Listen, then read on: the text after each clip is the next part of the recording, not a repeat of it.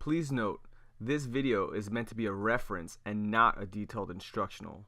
While there are lots of ideas, setups, timing, experience, positioning, and your opponent's reactions will determine the success of your guard passing.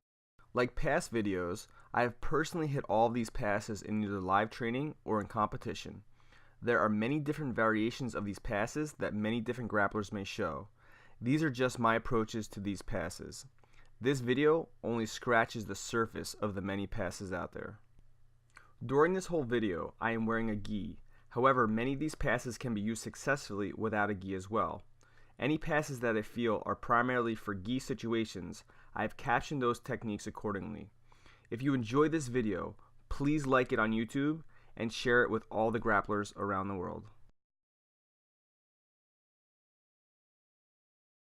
I like to have my hand on my opponent's sternum, then I open my knee up first, then I shuffle my knee underneath their butt, putting pressure down so I can open up their legs.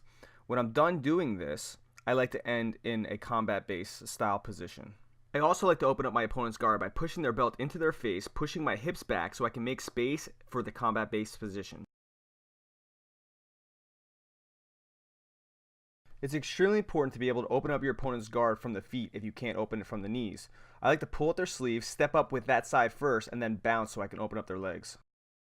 I'll also keep a low posture so I can pop up to my knees and then quickly reach back so I can break the link at my opponent's ankles. Another favorite of mine is to get both of my knees underneath my opponent's butt and then stand up in a squat so I can put pressure underneath their hips.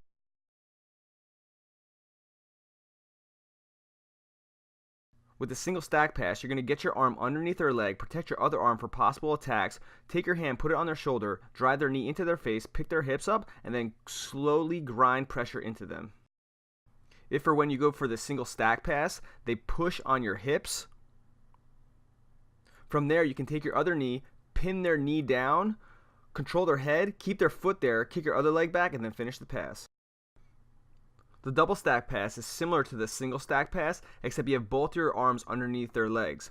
You're going to grab by their hips, pull their hips onto your thighs, cross your arms, sprawl back, pick a side, and put a lot of pressure so you can get the pass. The knee cutter pass is one of the highest percentage passes, especially when you do it and get the underhook position. With a knee cutter pass with the gi on, you don't have to use the underhook. You can grab across, grab their collar, get shoulder control, pick up their arm with the other hand, and then finish the pass from there.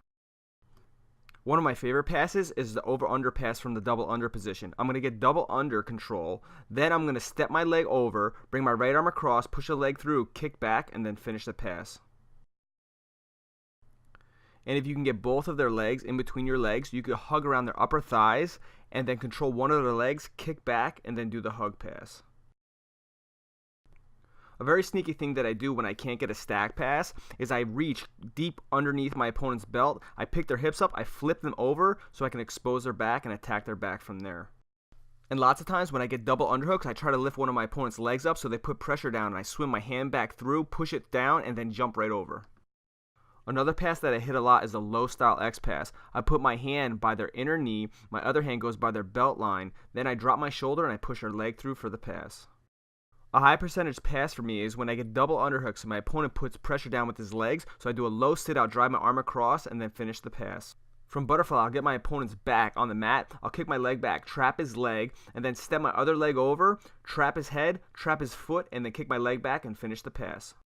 I also like to do the same thing, but I get a deep underhook, use my elbow to drop his leg to the ground, and then sit out so I can do a knee slide past his leg. Another common pass that tends to catch people off guard is the jumping butterfly pass. A very good pass is the folding pass where you push their legs to the side, drive your knee through on top of their legs, come forward, and then step up for the mount. A pass I do a lot that catches people off guard from the butterfly guard is the cradle pass. It's very important you grab their chin so you can hit it right. The X pass is a very common high percentage pass. From the reverse de la Riva X pass position, you can also do the folding pass. The bullfighter will always be a high percentage pass. You can also do it by dropping your hip right down on your opponent. The leg drag is a high percentage pass used by a lot of high level black belts.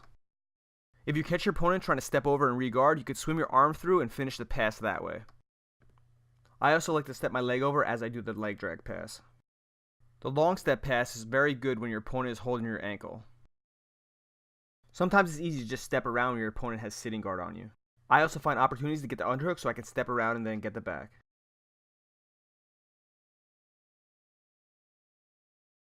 Try turning your elbows outward to break the spider guard grip. You can also get your hands underneath and push their feet up. And you can tip them over, put your foot on their leg, and pull your arm out. If they have one foot on your hip, you can tip them and put your knee on their leg and pull your arm out. To break the leg lasso, start curling your wrist around and use your own knee to push your hand through and walk your fingers up like a spider. You can step on their leg, free your arm, and then push their leg by.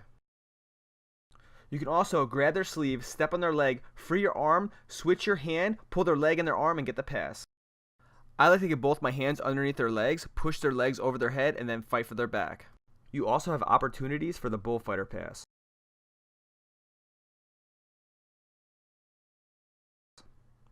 One of my favorite things to do when passing is to force my opponent into the half guard position. I also like to feed their lapel so I can get an underhook without even using my arm. And it's easier than you think to pop your knee out.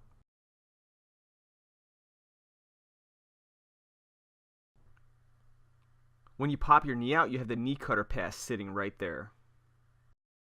And remember, with the gi, you can feed your hand to their collar, get shoulder control, pull up on their arm, and then finish the knee cutter from there.